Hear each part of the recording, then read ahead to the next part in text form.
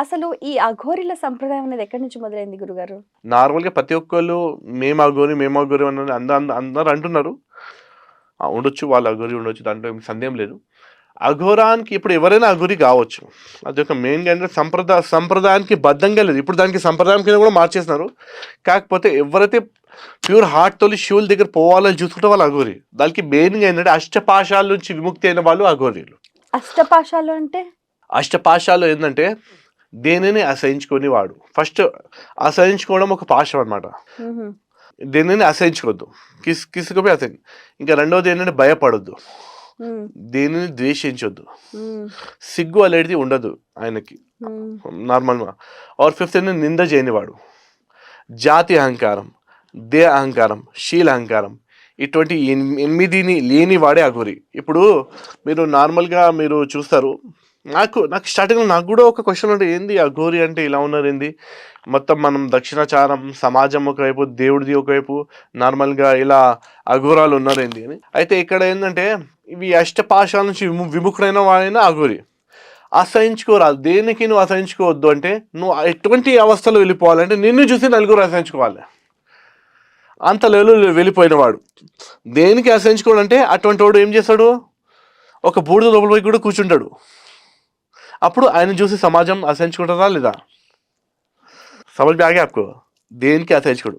దేనితో భయపడు. వాడు ఏ గుహలలో ఎక్కడిలో వెళ్ళిపోతాయి. అంత డేర్ ఉంటుంది. ఎక్కడ ఎటువంటి శంక అనేది లేకుండా, ఎటువంటి డౌట్ లేకుండా ప్రతి ఒక్క పని చేస్తాడు. ఆయన అఘోరి చేస్తాడంటే ఆయన శౌర్యతో అక్కడ ఉంది. శంక లేనివాడు. అదొకటి అనమాట. ఇవన్నీ ఘోరమైన మాయలు. ఇవి 8 రకాలైన ఘోరమైన మాయ నుంచి బయట ఉన్నవాడే అఘోరి. భయం అనేది కూడా ఘోరమైన మాయ. భయం లేనివాడు అఘోరి. శంక లేనివాడు అఘోరి. ఈ రకంగా ఇంకొకటి देखते వాళ్ళు నంగే रहते हैं, వాళ్ళు బట్టలు వేసుకొని ఏంది ఇట్లా ఉన్నారు. వన్కో శరీర్ క్యా హై, ఈ శరీర్ బి కపడా హై. ఆత్మ అనే సత్యం. ఈ దేహం కూడా ఒక బట్టనే. ఆత్మనే సత్యం. అంటే ఈ ఘోరమైన దేహం మాయలో ఉండదు. అందుకోసం వాళ్ళు నగ్నంగా ఎక్కువ వాటికి ఉంటారు అనమాట. అఘోరి నాగా సాధువులు అందరూ. అంటే నాగా సాధువులు మళ్ళీ వేరే అవుతారు. అఘోర తత్వంలో ఉన్నది నేను చెప్తున్నాను అనమాట. నగ్నంగా ఉండడం అనేది ఈ రకంగా. ఈ మళ్ళీ ఏంటంటే వాళ్ళు దేనిని ద్వేషించారు. వాళ్ళు ఇప్పుడు ఈయన కొన్ని ద్వేషిస్తుంటే హీ ఈజ్ నాట్ అఘోరి. వాళ్ళందరికీ సన్మానంగా చూస్తారు. అందరిలో శివుడు చూస్తాడు. ఇప్పుడు ఆ మంచి నీళ్ళు అందులో శివుడు ఉంటే అక్కడ చెడు నీళ్ళు ఉందా, అందులో కూడా శివుడు ఉన్నాడు. శివుడు లేనిది ఇక్కడ కంకర్ మే శంకరే. ఆ రకంగా ఉన్న సైకాలజీ అనమాట ఇది సైకాలజీకి ఒక సుప్రీం స్టేజ్ అనమాట.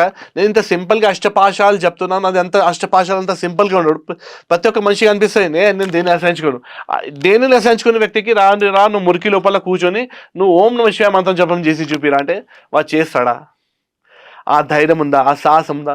ఉన్నటోడే అఘోరి. శ్మశానం ఉంటున్నాడు. భయం అనేది లేదు ఆయనకి. ఎవరితో భయపడతాడు? శివుడే శాశ్వతం అని అనుకున్నవాడు ఎవరితో భయపడతాడు?